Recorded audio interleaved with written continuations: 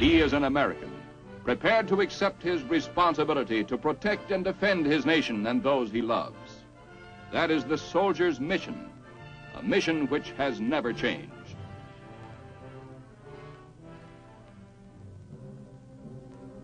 From the moment he is handed his rifle in basic training, the modern soldier begins to accept his first responsibility. He must learn, and learn well. The survival of the nation today ultimately rests upon each soldier's ability to handle his complex weapons with expert skill and accuracy.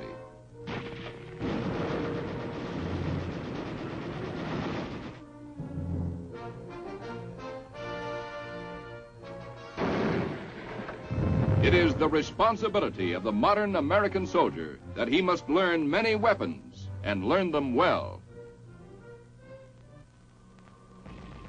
For the Army, there is also a responsibility to teach the soldier every trick in the manual that he may need to survive in combat, to supply him with the best equipment and the finest training program in the world, so that he may have the best chance of accomplishing his mission and coming out alive.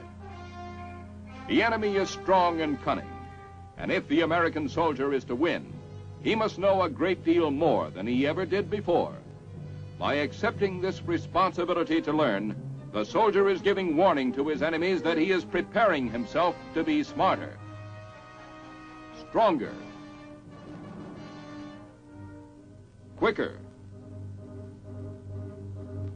and more accurate than they. He is learning to be part of a team where every man's life depends on how well his buddy has learned his job. A job that must be second to none.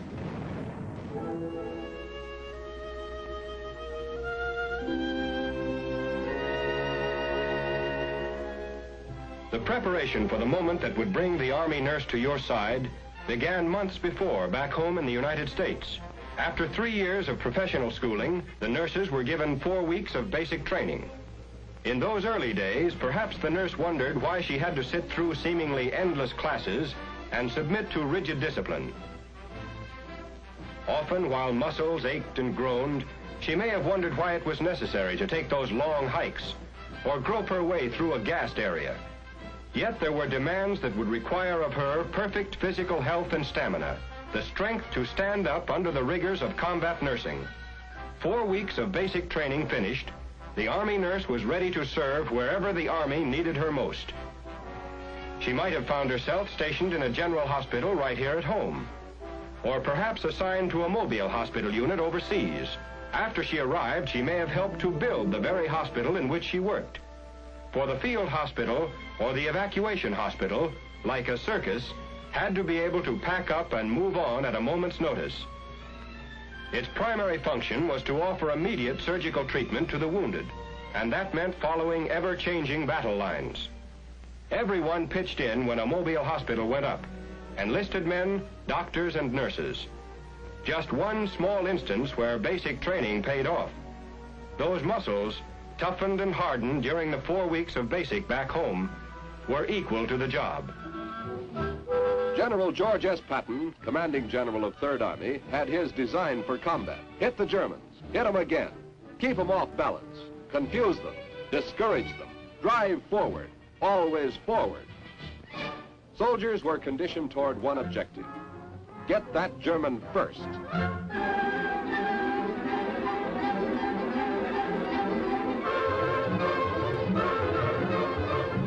Surprise, skill, power. The triad for victory against a strong, well-trained enemy. That morning at the railroad depot, I didn't know which side was up, but misery sure loves company.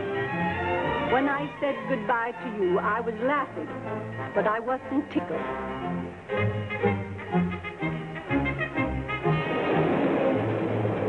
And the first thing I heard when I stopped at some place in the middle of no place,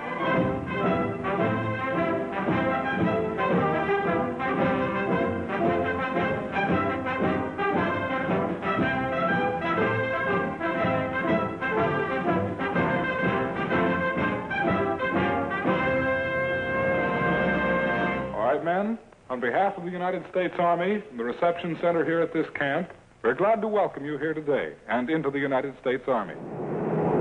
We kept passing troop trains going back and forth all over the country. We finally arrived at a place called Military Secret. But this much I can tell you, it was cold. And even before we had a chance to thaw out, they had us in the school of the soldier. The sergeant gave it to us straight. You sleep in that bed, you'll make it. You wear them clothes, you'll wash them. You walk on that floor, you'll clean it. There's no servants here. You understand that? And I bet right now, Mama, I can make a bed better than you can. Trip, haw, trip, hop, trip, haw. In this man's army, they want you to be tough. But tough. And I mean tough. And tough in the army means a good fighter who can stand up against a strong enemy and beat him to the draw. I saw some soldiering that was beautiful to behold.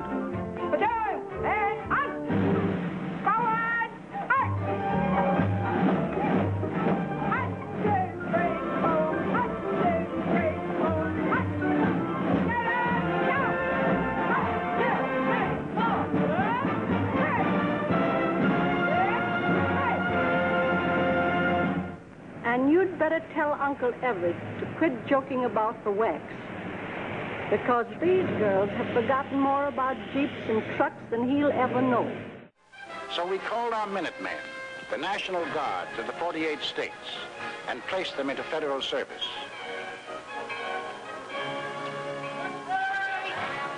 And most important, Congress passed the Selective Service Act.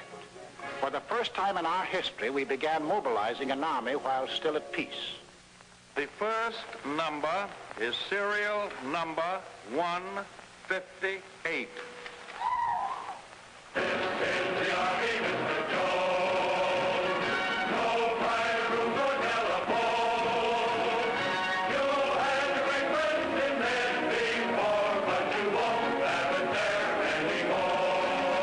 Second number, which has just been drawn, is 192.